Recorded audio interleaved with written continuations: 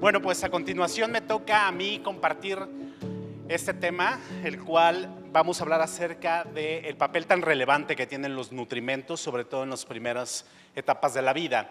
Pareciera ser una conferencia, una charla un tanto cuanto muy básica, pero es importante que volvamos a las raíces porque muchas veces ya estamos hablando de los últimos componentes que se están poniendo en la nutrición infantil y hemos desdeñado lo que son los grandes macro y micronutrimentos, ¿vale? Es indudable que la mejor forma de alimentar a un niño en los primeros meses de vida es a través de la leche que su propia mamá está produciendo. Vean cómo no soy tan genérico en decir que la mejor alimentación es la leche materna. Estoy diciendo que la mejor alimentación para cada niño es la que su mamá está produciendo. ¿Por qué? Porque la leche materna, fuera de lo que previamente se pregonizaba, la leche materna es muy individual. Es decir, tiene diversos componentes y adecuaciones que incluso pueden irse modificando a lo largo del día, a lo largo de los diferentes momentos en los cuales está ocurriendo esa lactancia. Y la leche materna cumple una función sumamente primordial, y esa es dotar de los macro y micronutrientes suficientes que ese niño necesita para un adecuado desarrollo, ¿vale? Sin embargo, la leche materna cumple otro tipo de funciones. Es decir, es esencial para un adecuado crecimiento y desarrollo, no solo porque estoy dando la materia prima para que pueda ocurrir este crecimiento, sino que estoy brindando factores bioactivos que van a favorecer que todos esos procesos ocurran de forma coordinada. También la propia leche materna induce para que el propio cuerpo o para que el propio intestino pueda favorecer una adecuada tolerancia, y esto es sumamente fundamental. Cuando comprendemos el papel tan importante que tiene el intestino, la propia microbiota, en la adecuado capacitación del sistema inmunológico y la adecuada integración de muchos de los sistemas, es que entendemos el papel tan relevante que tiene la nutrición en los aspectos de salud o el proceso de salud de enfermedad de todos los humanos. Por eso es muy importante reconocer y aprender el papel que tiene al respecto. Pero sin duda alguna es esta cuestión de inmunidad generada de diversos mecanismos, a través de diversos mecanismos, que la lactancia materna protege contra muchas de las posibles infecciones que se puedan presentar, ¿no? Amenazantes desde el mismo momento a través, o sea, en los primeros días después del nacimiento, pero también la preparación de ese sistema inmunológico para que se pueda preparar a lo largo de toda la trayectoria. Como les había comentado, la leche materna tiene un gran dinamismo y tiene capacidades de irse modificando, irse individualizando acorde con una gran cantidad de factores. Es decir, la leche materna de una mujer de determinada edad no va a ser igual a la de otra. Una mamá que vive en Ecuador no va a ser la misma leche de una mamá que está en República Dominicana, donde su tipo de alimentación, las condiciones geográficas son diferentes. Ahora, no estamos hablando de grandes o marcadas diferencias en que una va a tener mayor porcentaje de hidratos de carbono que de lípidos, no estamos hablando de eso, sino estamos hablando de necesidades muy puntuales y de modificaciones muy puntuales que hacen que esa leche materna vaya cambiando y vaya migrando a lo largo del tiempo para cubrir los requerimientos de ese lactante en específico. De hecho, hay estudios, hay evidencia en la cual se muestra cómo un niño que se enferma, por así decirlo, la leche materna modifica componentes de tipo proteico, incluso componentes de tipo inmunológico, para tratar de ayudarle a ese niño que está enfermo. Es decir, hay una individualización de esta alimentación. En general, recuerden, la leche materna está constituida en su mayor, o sea, es una solución, el 80% es agua, donde un 20% corresponde a componentes sólidos, y dentro de estos tenemos 4 muy importantes. Lo que corresponde a los macronutrientes, dentro de los cuales lactosa es el más abundante, más o menos un promedio de 7 gramos por cada por cada litro. Tenemos después lo que son los lípidos, aproximadamente 40 gramos por litro.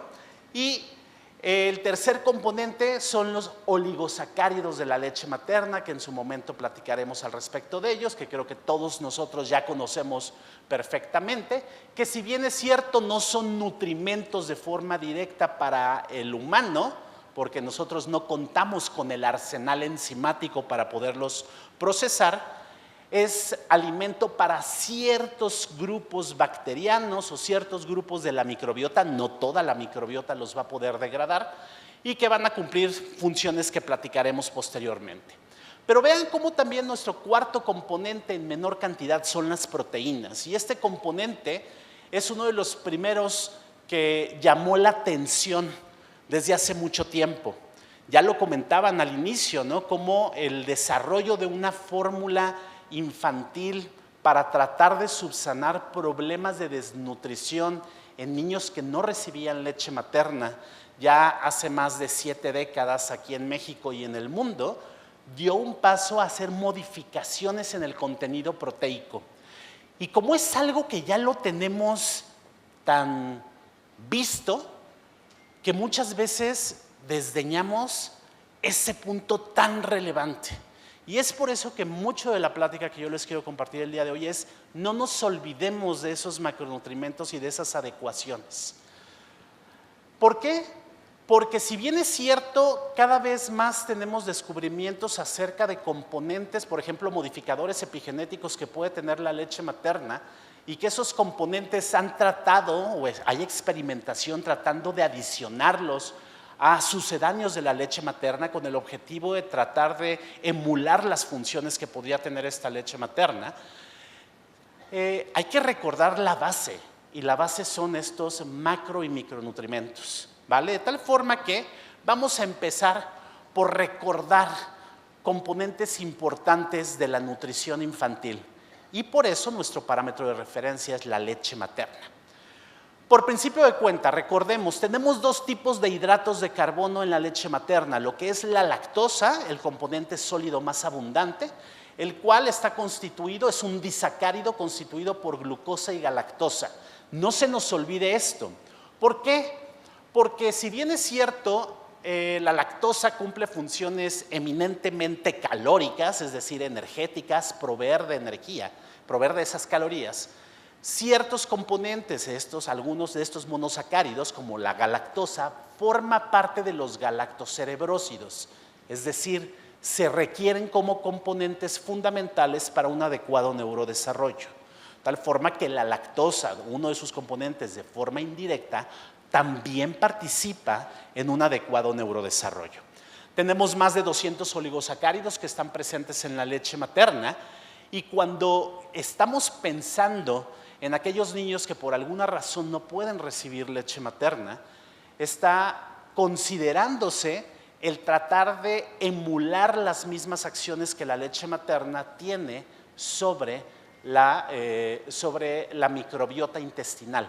Y siempre les digo, una fórmula infantil no está tratando, o hay que cambiar ese clic, ese pensamiento. Una fórmula infantil no está tratando de ser leche materna, está tratando de crear las condiciones a nivel gastrointestinal de forma muy similar a lo que hace la leche materna. ¿Se entiende este punto? Es decir, no, una fórmula infantil jamás va a ser leche materna, pero trata de hacer lo más parecido en el intestino de esos niños como si estuviera recibiendo leche materna. Y por eso mucho de ese impacto tiene que ver con cuestiones de la microbiota. Por lo tanto, los oligosacáridos son pieza fundamental para tratar de emular ese punto. La principal diferencia entre la lactosa y los oligosacáridos es que la lactosa sí es digerible por parte de nuestras disacaridasas humanas, mientras que los oligosacáridos de la leche humana no son digeribles por ninguna enzima humana. Son digeribles por algunos de los microorganismos que contamos o que tenemos a nivel de esa microbiota. Por lo tanto, la lactosa, si bien es cierto, cumple con funciones energéticas, también tiene cierto efecto prebiótico, porque mucha de la lactosa que no es digerida en la primera parte intestinal va a ser utilizada con un efecto prebiótico, ¿vale? Tal forma que a pesar de que existe una aparente hipolactasia normal, funcional en los primeros días, sobre todo en los pretérminos, esa lactosa que no va a poder ser digerida va a ser utilizada y va a ser digerida por la propia microbiota a nivel principalmente del colon, tal forma que no existiría por qué tener que restringir esa lactosa. Y como ya les había comentado, también la galactosa participa en la síntesis de cerebrósidos. Segundo componente macronutrimento que vamos a hablar, las proteínas. Y esto es un punto toral, es un punto central que no se nos debe de olvidar. Siempre que estemos hablando de nutrición infantil, uno de los componentes que tenemos que tener en mente son las cuestiones de las proteínas. Recuerden, normalmente tenemos dos grandes grupos de proteínas, que son las caseínas y proteínas del suero. Las proteínas del suero son las que para el humano contienen los aminoácidos esenciales y estos están en una proporción, o sea, estas proporciones de proteínas, una relación 40-60 caseína-proteína del suero. Las proteínas del suero son diferentes tipos de proteínas, dentro de las cuales algo que caracteriza a la leche humana es el contenido de la alfa-lactoalbúmina.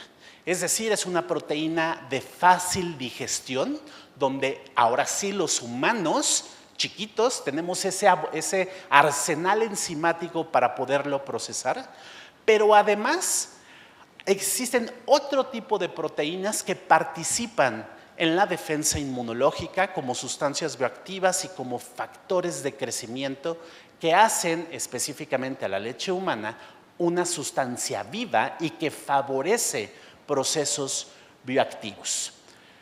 Y las proteínas van más allá de componentes estructurales.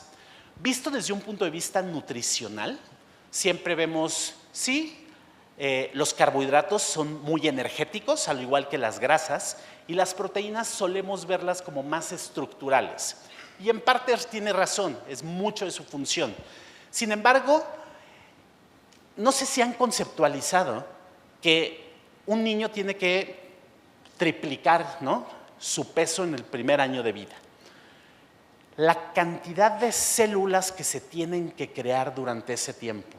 Células que están constituidas por, ¿sí?, componentes líquidos, por grasas a nivel de la membrana, pero la estructura del esqueleto son proteínas. Y todas esas proteínas es lo que ese niño está consumiendo. De tal forma que sí depende de la calidad de esas proteínas para ver la calidad de esas células que se están creando.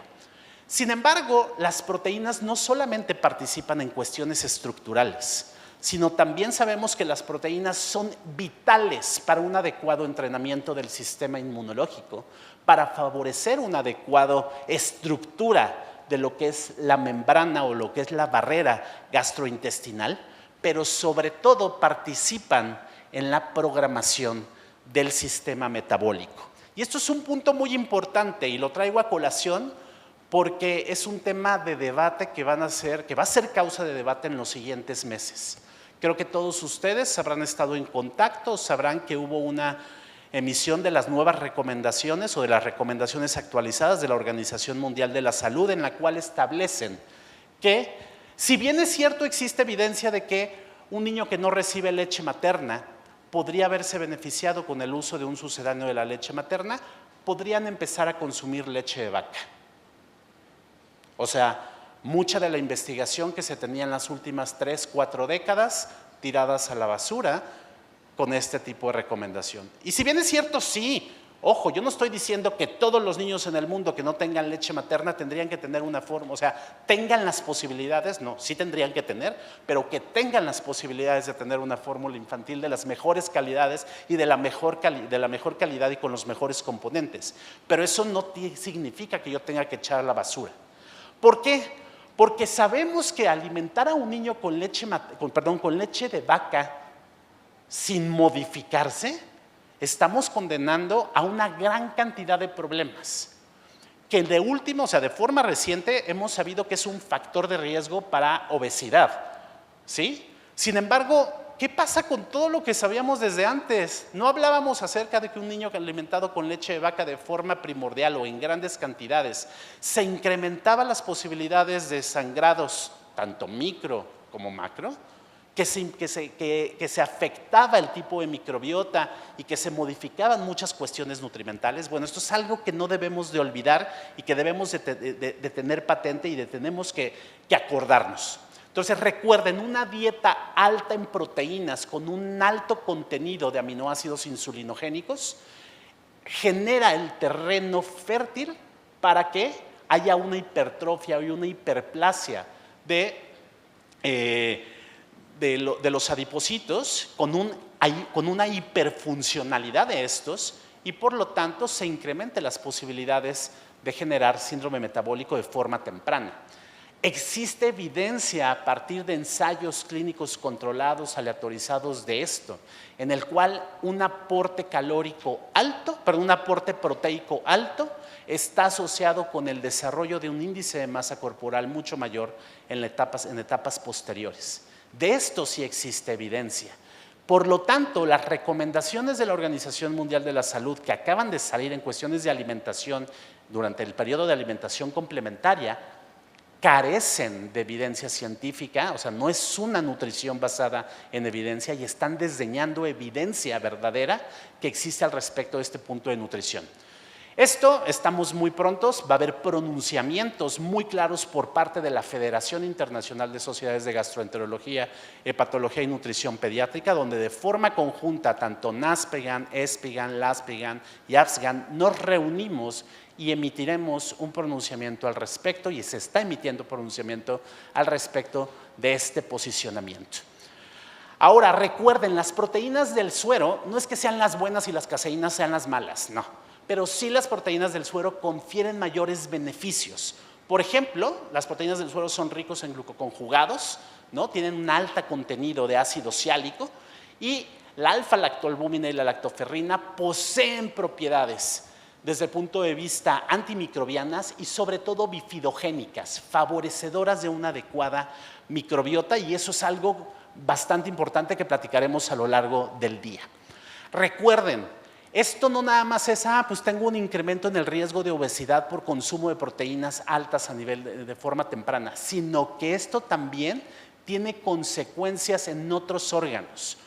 Es más probable que una dieta alta en proteína en los primeros meses de vida condicione una hiperfiltración, una hiperfunción renal, y acuérdense que esto podría llegar a condicionar que eventos, ¿no?, conocidos como las enfermedades no transmisibles o no comunicables, tengamos mayor riesgo de desarrollo de hipertensión y de problemas cardíacos en etapas posteriores. De tal forma que sí tiene implicaciones a corto, mediano y a largo plazo. Entonces, esto que ya lo teníamos bastante bien incorporado y bastante bien entendido, no se nos debe de olvidar y no es cosa pequeña. Siempre que pensemos en la alimentación de un niño, recordar que cuando no es posible que tenga leche materna, lo primero que nos debe importar son macronutrimentos y la relevancia que estos tienen en la salud de ese niño. Es muy obvio, ya tienen esa información, la leche de vaca tiene 3 veces mayor cantidad de proteína, por lo tanto no es jamás el alimento más deseable. Oigan, por supuesto que en sitios en los cuales de forma muy localizada no tenemos posibilidades de leche materna, no hay posibilidades de una fórmula infantil de un sucedáneo que esté acorde con esto, pues evidentemente la leche de vaca es mejor que agua. La leche de vaca pues va a ser mejor que alguna colada o alguna otra cosa, pero de ninguna forma va a ser el alimento ideal para ese niño, ni cerca de ser el alimento ideal. Vean cómo existen diferentes proporciones de los diferentes tipos de proteínas, diferencias entre lo que es la leche humana y la leche de vaca. Y entramos a nuestro tercer componente, los lípidos. Y de esto también es importante recordar porque ya lo damos por hecho. Como ya prácticamente todas las fórmulas infantiles vienen suplementadas con lípidos, ya lo damos por hecho. Pero no, hay que recordar y esto es un punto importante porque siempre causa confusión. La mitad del aporte energético de la leche materna está dado por las grasas. Entonces, quítense ese pensamiento muy radical que tenemos o que solemos tener los médicos de grasas buenas y grasas malas. Quítense ese pensamiento. Las grasas son malas, no es cierto. Vean ahí cómo existen diferentes tipos de grasas, dentro de los cuales los ácidos grasos, o sea, los triacilglicéridos, son el 90% de esas grasas. Y de esos, vean cómo el 43% son grasas saturadas, esas que te han enseñado y te han taladrado de que son las grasas malas, ¿vale? Quítate ese concepto. Las grasas saturadas cumplen funciones muy importantes y sobre todo desde etapas tempranas, ¿vale? Están las grasas monoinsaturadas, en las cuales tu cuerpo sí puede producir, pero que es bueno que también puedas consumir, por eso vienen presentes en la leche materna. Y están los ácidos grasos poliinsaturados o los ácidos grasos de cadena larga poliinsaturados, que todos sabemos que tienen propiedades muy benéficas. De aquí emerge, emerge este concepto de los omegas, ¿no? Que tan en boga han estado y persisten estando, dentro de los cuales existen tres grandes grupos: omega 3, omega 6 y omega 9. ¿Vale? El omega 9 pues es el ácido oleico, ¿no? los monoinsaturados, pero esos no son esenciales, tu cuerpo los puede producir. Los que no puede producir y que tú necesitas ingerir son los omega 3 y los omega 6. Es que los omega 3 son los buenos porque son los antiinflamatorios y los omega 6 son los malos porque son los proinflamatorios. A ver, nuevamente, ¿por qué esa radicalización? ¿Por qué nos encanta poner buenos y malos? No es cierto. Necesitamos un balance adecuado de cada uno de estos omegas, ¿vale? Y es importante consumirlos. La leche materna ve modificada la cantidad de omegas que tiene dependiendo de la alimentación de la mamá. Por eso ese concepto viejo de que la leche materna, toda la leche materna es igual y toda la leche materna es benéfica, sí, pero hay diferencias y sí impacta la alimentación de la mamá. Por eso tenemos que cuidar la alimentación de la mujer que se encuentra en el momento, incluso desde antes del embarazo, pero durante el embarazo y durante la lactancia, para tratar de favorecer que ese alimento llegue en las mejores condiciones a ese niño, ¿vale? Entonces, el hecho de que un niño que no consuma leche materna, pero que esté recibiendo un sucedáneo de la leche materna, contenga una suplementación de estos omegas, no es cosa pequeña. Es una cosa importante y es otro de los aspectos que tenemos que vigilar en el momento de la decisión que estamos haciendo para un niño que no puede recibir leche materna, ¿vale? Entonces, ya sé, como les comento, muchas veces lo damos por hecho, porque ya muchas veces viene esa suplementación, pero hay que fijarnos que verdaderamente estén cumpliendo con los requerimientos que se tienen. Otro de los componentes de la leche humana pues son todos los factores inmunológicos, que esto sí va a ser muy difícil que eventualmente puedan ser sustituidos en un sucedáneo, pero que probablemente no sean indispensables que sean sustituidos. ¿Por qué? Porque yo puedo obtenerlo a través de otros mecanismos cuando yo induzco adecuadamente a esa microbiota. Entonces, nuevamente el concepto. Una fórmula infantil no debe de buscar emular a la leche materna, debe buscar emular los efectos que la leche materna tiene sobre la barrera epitelial intestinal o sobre esa microbiota, ¿vale? De tal forma que, aunque no contenga muchas de estas cosas o sean factores propios de la fuente de la leche de vaca, ¿no? Porque habitualmente es la principal fuente para hacer una fórmula infantil, y que no le vayan a servir al humano, puede llegar a contener en mayor o menor medida alguno de estos componentes. Pero ojo, lo importante es tratar de favorecer una adecuada inducción, regulación y capacitación del sistema inmunológico. Y además tenemos micronutrimentos, dentro de los cuales las vitaminas es un componente fundamental, cosa que cuando yo comparo una fórmula infantil versus la leche de vaca, nos queda la leche de vaca de ver muchísimo. los micronutrientes y el aporte que tienen las vitaminas, pues en este caso son las vitaminas que están presentes en la leche humana, y el por qué aquí sí tratar de emular, tratar de ver cuál es el contenido que tiene esta para suplementarlo a través de una fórmula infantil, es una vía adecuada y que también nos tenemos que acordar. Un niño que está recibiendo una fórmula infantil ya está recibiendo aportes de vitaminas. ¿Por qué hay niños suplementados con vitaminas y están recibiendo fórmula infantil? Eso es un error que muchas veces nosotros tenemos y que no tenemos conceptualizado, ¿vale? O sea, no hemos hecho la diferencia y agarramos y suplementamos con vitaminas, ¿no? Con gotitas de vitaminas a todos cuando no necesitaríamos. La única indicación de suplementación en un niño sano que está alimentado con leche materna, la mayor recomendación es a suplementar vitamina D, ¿vale? De forma aislada. No tendríamos que estar suplementando ningún otro tipo de vitaminas. Pero un niño que ya está recibiendo una fórmula infantil ya no necesita mayor suplementación porque ya están incluidas dentro de estos, a menos que exista allí alguna fórmula infantil que no tenga esa suplementación.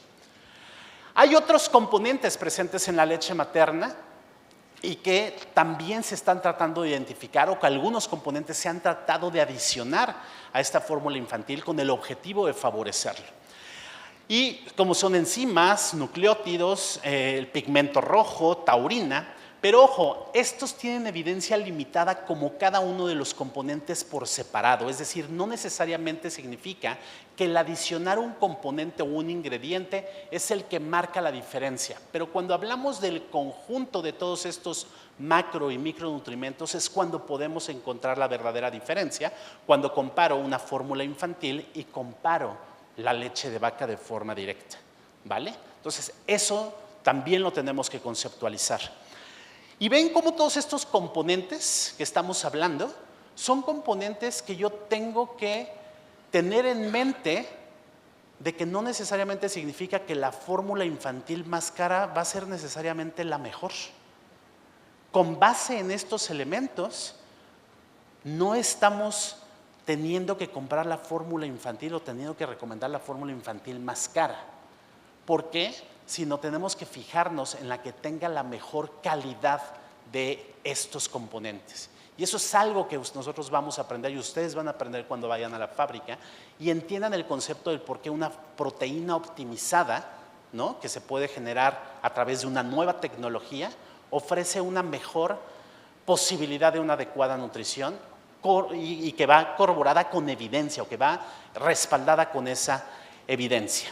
Por lo tanto, de forma o resumiendo, vemos cómo la leche materna tiene componentes muy importantes, que son los nutrientes, que son los nutrimentos, que es el agua, carbohidratos, proteínas, lípidos, tiene micronutrimentos, vitaminas, los minerales, pero que también contiene sustancias bioactivas que son los nuevos componentes que han tratado de irse incorporando en las fórmulas infantiles con el objetivo de replicar los efectos que tiene una fórmula infantil, que tiene la leche materna sobre la barrera gastrointestinal, específicamente sobre la microbiota. Pero también componente de la leche materna son las propias bacterias, la propia microbiota. Y eso platicaremos más al rato en la siguiente conferencia, pero hay que entender que la leche materna tiene microorganismos. Por eso parece ser una muy buena idea el adicionar un microorganismo, adicionar un probiótico a esos niños que no pueden recibir leche materna, porque eso también de forma directa impactará sobre esa microbiota.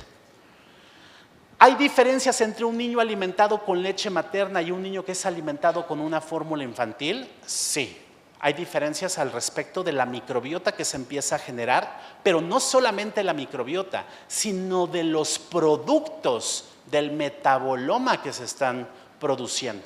Es decir, hay un metaboloma diferente, dentro de los cuales ustedes pueden observar que aquellos niños que reciben leche materna, que tiene oligosacáridos de la leche materna, se va a favorecer una microbiota con predominio de bifidobacterias, que a su vez cuentan con el arsenal enzimático para producir catabolitos del tipo de ácidos grasos de cadena corta, acetato, lactato, formato y la PLA, que son metabolitos involucrados con una adecuada salud gastrointestinal y salud de todo el cuerpo.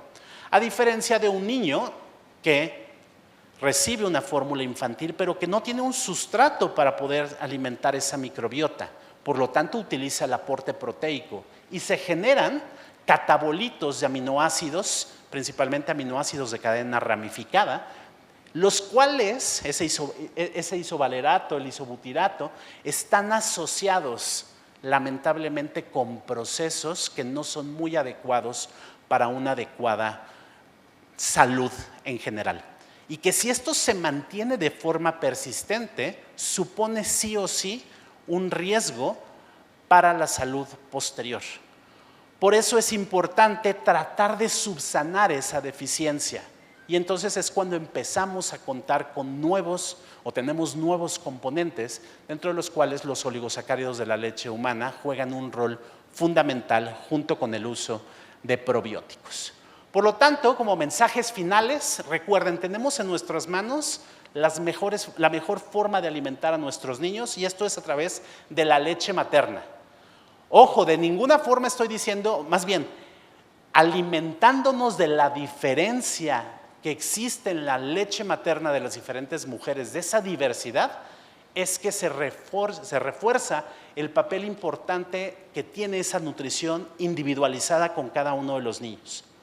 Pero en el caso de que un niño no pueda recibir leche materna o reciba una alimentación mixta, hay que tratar de seleccionar aquellos donde los macronutrimentos y los micronutrimentos sigan ejerciendo el papel tan importante que tienen. No se nos olvide, no tenemos que irnos a pensar en el último ultracomponente que se tiene, porque ese componente probablemente no va a ser el responsable del efecto favorecedor de esa nutrición. Muchísimas gracias, y antes de terminar, me voy a dar el espacio. Recuerden que en diciembre tenemos nuestro Congreso Mundial de Gastroenterología, Hepatología y Nutrición Pediátrica, donde sé que me los voy a encontrar a todos ustedes. En la ciudad de Buenos Aires va a ser calorcito, es muy probable que mucho más que aquí en México, entonces vayan bien preparados, ropa muy liviana, vayan ya preparando, ya tienen que haber contactado a su agencia de viajes favorita, ¿no? Para que les aparte el avión y les aparte su entrada al Congreso. Muchísimas gracias.